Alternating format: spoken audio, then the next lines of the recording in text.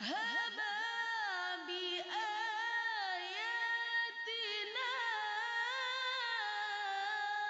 إنا معكم مستمعون.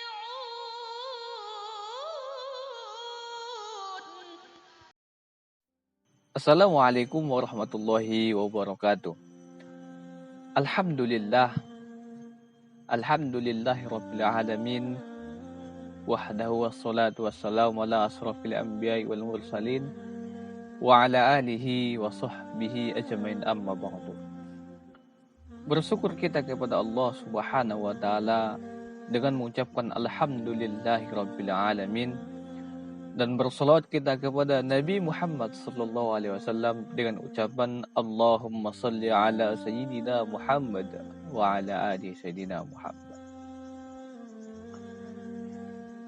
Pada kesempatan kali ini, izinkan saya mentausiahkan ataupun menjabarkan bagaimana berdakwah kepada non-muslim. Hadirin wal hadirat rahimakumullah.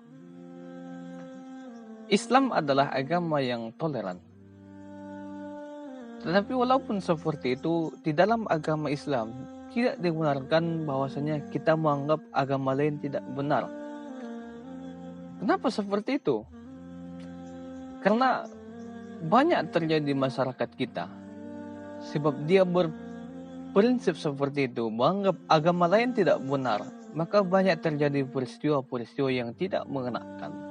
Maka banyak terjadi pergolakan, maka banyak terjadi pembunuhan di mana-mana. Seperti contoh yang ada di negeri kita Indonesia tercinta ini. Ada beberapa peristiwa yang di mana peristiwa kelambai kita, apalagi umat beragama antara Islam juga umat Nasrani. Pada peristiwa Poso, Ambon dan sebagainya. Di mana alasan ataupun sebab munculnya peristiwa Poso Ambon itu hanya masalah sepele. Sepele diartikan di situ ya sebenarnya bisa diintolerir, bisa diselesaikan dengan kepala. Tapi karena pemahaman agama yang terlalu fanatik, maka timbullah perpecahan, timbullah gejolak api yang sangat hebat. Sehingga pembantaian, pembunuhan terjadi di mana-mana. Apakah seperti itu umat beragama? Tidak. Padahal dalam agama Islam dan juga agama-agama yang lain tetap mengajarkan bahwasanya kita harus selalu berbuat kebaikan kepada orang lain. Kita dilarang untuk berbuat jahat kepada orang lain. Kita dilarang mencaci, kita dilarang mencemooh orang lain, kita dilarang menjelek-jelekkan agama orang lain. Kita dilarang seperti itu. Tapi yang disuruh itu kita menghargai, kita menolong sesama umat, kita menolong sesama kita. Kita semua bersaudara. Karena kita semua adalah makhluk ciptaan Allah Subhanahu wa taala. Dalam belakangan ini di dunia ataupun di masyarakat global ada yang namanya Islamfobia. Itu suatu sikap ataupun suatu rasa yang di mana mereka sangat takut kepada Islam. Mereka begitu hebat melihat Islam itu. Mereka sangat-sangat takut sekali melihat Islam. Kenapa? Karena mungkin ada beberapa peristiwa, contohlah seperti juga ada peristiwa bom Bali, ada juga peristiwa teroris yang di Amerika Serikat dan sebagainya. Dari situ mereka beranggapan maksudnya agama Islam itu agama yang radikal, agama yang membunuh, agama yang suka membunuh orang, agama yang menyelesaikan suatu masalah dengan kematian ataupun dengan peperangan. Mereka mengartikan seperti itu. Mereka menganggap semua Islam itu radikal, semua Islam itu orang-orangnya teroris dan sebagainya. Nah, kita sebagai umat Islam, kita sebagai Muslim yang baik, yang bagaimana 1400 tahun yang lalu Rasulullah SAW sudah mencontohkan bagaimana dakwah, bagaimana mendakwahkan Islam itu kepada non-Muslim. Bagaimana caranya? Nabi Muhammad SAW sudah menjelaskan dalam hadisnya, dan kita sudah membaca dalam sejarah-sejarah daripada Nabi Muhammad SAW, dari penjelasan ustadz-ustadz kita, bagaimana Rasulullah SAW berdakwah kepada non-Muslim. Ada salah satu kisah ataupun cerita pada waktu masa Rasulullah SAW, di mana ada seorang yang buta, dia beragama Yahudi. Yang di mana seorang yang buta itu selalu mengatakan bahwasanya jangan kalian percaya kepada Nabi Muhammad. Dia itu orangnya pendusta, dia itu orangnya pembohong, dia itu orangnya bla bla dan sebagainya. Dia menganggap Nabi Muhammad itu jelek. Dia menganggap bahwasanya Nabi Muhammad itu orang yang tercela. Tetapi pada kenyataannya Nabi Muhammad SAW setiap hari beliau yang memberikan dia makan. Setiap hari tanpa ada absen Nabi Muhammad SAW yang memberi dia makan. Tapi pada ketika Rasulullah SAW sudah wafat, Abu Bakar As-Siddiq, sahabat Nabi Muhammad SAW, bertanya kepada Aisyah radhiyallahu anha, "Ya Aisyah, apalagi pekerjaan yang sering dilakukan oleh Rasulullah SAW?" Aisyah menjawab, "Ya Abi," karena Abu Bakar adalah ayahnya Aisyah, dia mengatakan bahwasanya Rasulullah SAW itu setiap hari itu pergi ke pasar untuk memberikan makan seorang yang buta di sana, tapi beragama Yahudi. Baik, saya akan laksanakan apa yang sudah dilaksanakan oleh Rasulullah SAW. Maka Abu Bakar pun pergi ke pasar dan dia mendapati seorang Yahudi tersebut berada di sudut pasar. Dia mendatangi seorang Yahudi dan si Yahudi itu pun terus mengatakan, "Jangan kalian percaya Nabi Muhammad, jangan kalian mendekat-dekat dengan Nabi Muhammad." Tapi Abu Bakar diam. Dia memberi makan kepada si orang Yahudi tersebut. Ketika Abu Bakar memberi makan, si Yahudi ataupun si orang tersebut memuntahkan makanannya. "Oh, kamu bukan orang yang saya jumpai. Kamu bukan orang yang biasa. Kamu bukan orang yang sering mengasih saya makan." Abu Bakar bersikeras, "Iya, saya ini orang yang biasa." Tetapi si Yahudi mengatakan, "Tidak, kamu bukan orang yang seperti biasa." Lalu si Yahudi tersebut mengatakan, "Kalau orang yang biasa dia itu sebelum dia masukkan makanan ke mulut saya, dia pasti mengunyahnya lebih dulu, sehingga saya tidak merasa kasar dalam saya untuk mengunyahnya." Lalu pada saat itu Abu Bakar menangis. Dia menangis dan dia mengatakan, "Wahai orang yang buta, bahwasanya orang yang setiap hari memberikan makan, orang yang setiap hari memberi makan halus untuk mengenyangkanmu, orang yang sudah wafat. Dan dia adalah Rasulullah SAW yang setiap hari kau caci." Lalu si Yahudi tersebut menangis. Dia menangis karena apa? Iya, saya katakan tadi kan dia tiap hari mencaci Nabi. Sembari Nabi memberikan makan pun dia tidak mencaci Nabi. Tapi Nabi Muhammad SAW diam. Nabi tidak memarahinya. Apakah Nabi langsung memerintahkan sahabatnya untuk mau? Tidak. Tapi Nabi diam. Tetap Nabi memberikan dia makan. Dari kisah tersebut kita dapat menyimpulkan bahwasanya berdakwah kepada orang yang non-muslim itu tidak harus mesti dengan kekerasan. Bahkan dengan kebaikan pun kita bisa berdakwah kepada non-muslim. Hadirinul hadirat rahimakumullah. Umat Islam sekarang ini memang penuh dengan cobaan, memang penuh dengan berbagai macam cara dilakukan oleh orang-orang yang bukan beragama Islam untuk merusak citra agama Islam itu sendiri. Tapi walaupun seperti itu agama Islam tetap unggul. Karena Nabi Muhammad SAW mengatakan maksudnya agama Islam itu unggul. Dan tidak akan ada yang bisa mengunggulinya. Dan Allah juga sudah berfirman dalam Al-Quran, "Inna dina indallahi al-Islam."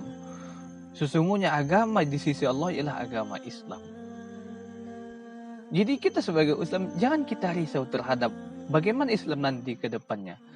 Tetapi yang perlu kita risaukan ialah bagaimana kita ke depannya dalam menjalani Islam ini. Islam tetap akan ada. Islam itu tetap ada. Islam itu tetap ada yang memuliakannya. Kalau kita tidak bisa, pasti ada Allah yang akan menjaga Islam itu. Sudah terbukti dari 1400 tahun yang lalu berbagai macam pergolakan, berbagai macam fitnah di mana-mana terhadap agama Islam. Agama Islam tetap ada sampai sekarang. Sekarang pun kita bisa menikmatinya bagaimana sebenarnya ajaran agama Islam itu. Bagaimana sebenarnya agama Islam yang rahmatan lil alamin. Jadi menyikap hal yang saya katakan tadi itu dakwah kepada non-muslim Sebagaimana Allah Subhanahu wa taala berfirman dalam Al-Qur'an surah Al-A'raf ayat 157 yang berbunyi, Bismillahirrahmanirrahim.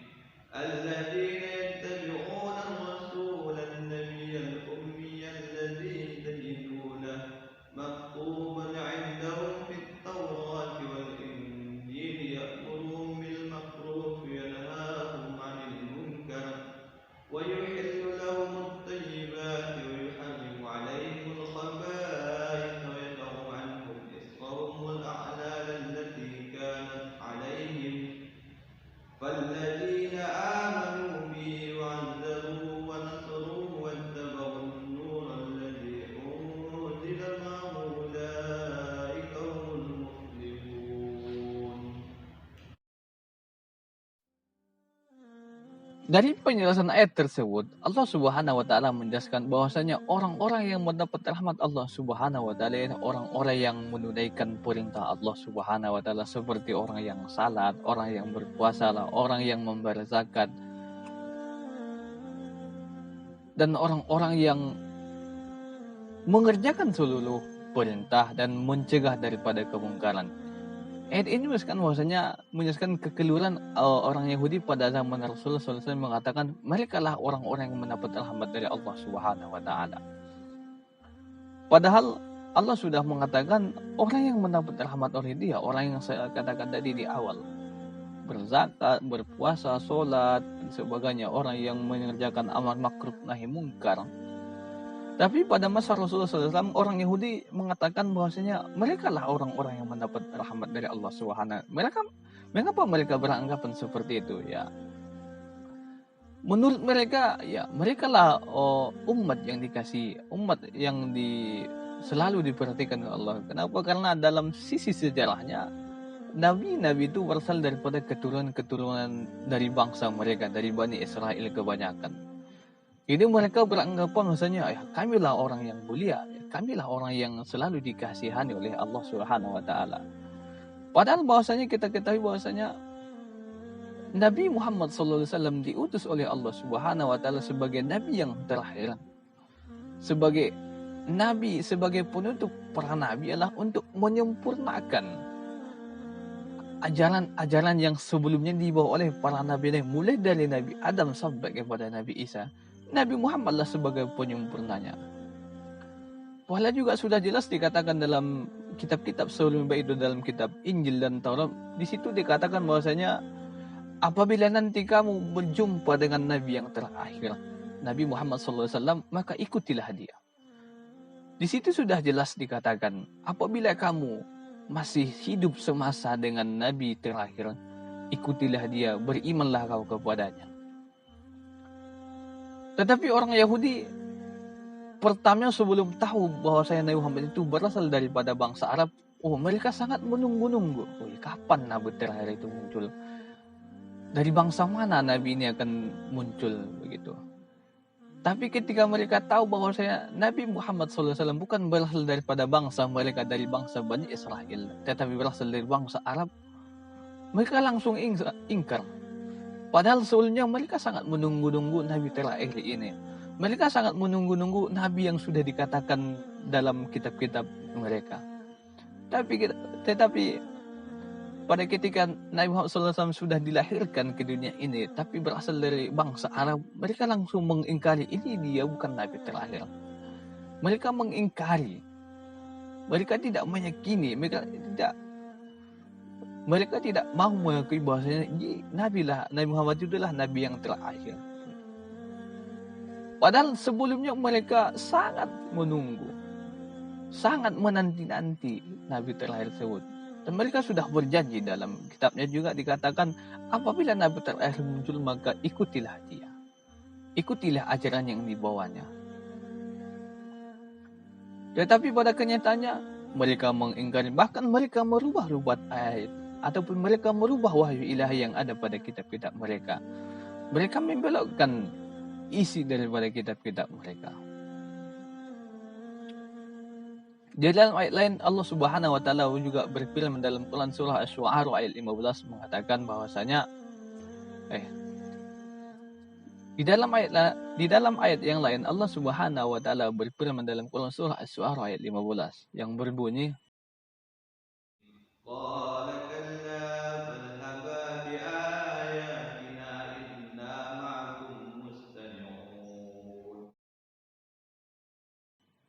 dari ayat tersebut kita menyimpulkan bahwasanya Allah Subhanahu wa taala menyuruh Nabi Musa alaihissalam untuk pergi berhadapan dengan orang-orang kafir yang pada saat itu yang dimaksud ialah Raja Fir'aun sebagai penguasa negeri Mesir pada saat itu.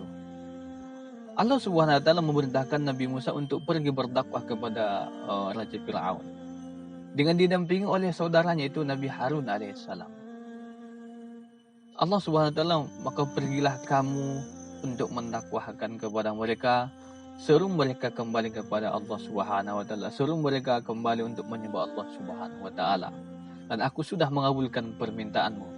Mengabulkan permintaan di sini itu mengabulkan permintaan Nabi Musa alaihissalam yang dimana dia meminta kepada, ya Allah ya Tuhanku, berilah aku kawan untuk menyampaikan dakwah karena aku dalam menyampaikan dakwah itu kurang fasih. Kenapa Nabi Musa kurang fasih dalam menyampaikan atau dalam berkomunikasi? Ya ada sebabnya pastinya. Ya pastinya itu ada dalam kisah Nabi Musa pada waktu kecilnya. Nabi Musa itu memakan bara api. Yang dimana pada ketika itu pas waktu kecil Raja Fir'aun memberikan dia dua pilihan antara api dan juga emas. Karena pada saat itu Nabi Musa masih kecil. Pertama Nabi Musa ingin memilih emas. Tapi pada waktu ketika Nabi Musa ingin memilih emas, malaikat pun menyenggol tangan Nabi Musa untuk mengambil bara api dan Nabi Musa pun mengambil bara api lalu memakannya.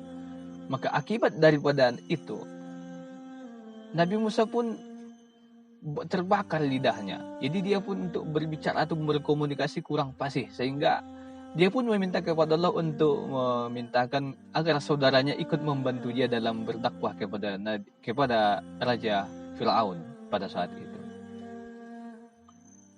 Jadi dari situ dari beberapa ayat yang saya sebutkan di atas tadi dapat kita simpulkan bahwa saya dakwah kepada non-muslim itu tidak harus dengan kekerasan, tidak harus dengan peperangan, tidak harus dengan radikal dan sebagainya, dengan yang seperti sekarang ini kan ada yang namanya Islamophobia disebabkan karena begini dan begitu. Mereka mengatakan Islam itu agama yang ditegakkan dengan pedang, agama yang ditegakkan dengan peperangan, agama yang ditegakkan dengan kehancuran dan sebagainya. Tapi padahal kenyataannya perang adalah pilihan terakhir umat Islam untuk mempertahankan agama Islam itu. Bukan perang pilihan utama sebagai umat Islam untuk menyebarkan agama Islam. Tidak. Pertama, orang Islam itu mendakwahkan Islam kepada orang yang non-muslim secara baik, secara toleran, secara dia tidak menyinggung, dia tidak dengan keterpaksaan untuk menyampaikan dakwah. Tetapi karena kita diusik dalam berdakwah, karena agama Islam, karena umat Islam dulunya diusik ketika dalam berdakwah, maka Allah Subhanahu wa taala memerintahkan untuk berperang, yakni dengan catatan untuk mempertahankan ajaran agama Islam itu. Bukan untuk menghabis ataupun menghanguskan orang-orang kafir, tidak. Tetapi pemikiran orang sekarang mengatakan ya Islam itu ada sampai sekarang karena pertumpahan darah. Tidak. Tetapi walaupun seperti itu, memang ada Islam yang radikal. Maksud Islam yang radikal itu yang dimana yang saya katakan di awal tadi, ada Islam itu yang mengklaim bahwasanya orang-orang yang tidak sepaham dengannya itu orang-orang yang tidak betul. Mereka menganggap bahwasanya mereka pasti akan masuk neraka. Orang-orang yang tidak sepaham dengan dia, orang-orang yang tidak seagama dengan dia, orang-orang yang tidak sepemikiran dengan dia akan mengatakan kamu bukan dari golongan kami, maka dari itu kau akan masuk neraka dan kami akan masuk surga. Itu Islam yang radikal, tidak pernah diajarkan oleh Nabi Muhammad SAW dan juga para sahabat-sahabat yang lain. Itu buah pemikiran daripada orang-orang yang dalam memahami agama Islam secara menyeleweng. Tidak baik dia dalam memahami ajaran agama Islam itu. Padahal sebenarnya agama Islam agama yang rahmatan lil alamin.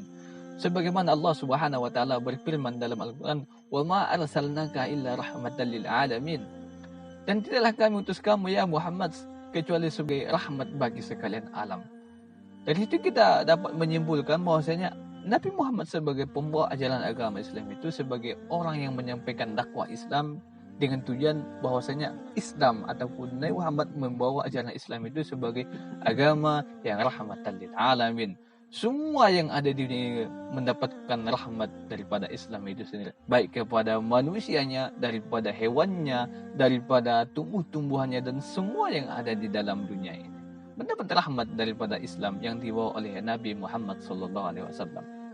Mungkin cukup sekian penjelasan ataupun tausiah dari saya tentang bagaimana dakwah kepada umat muslim.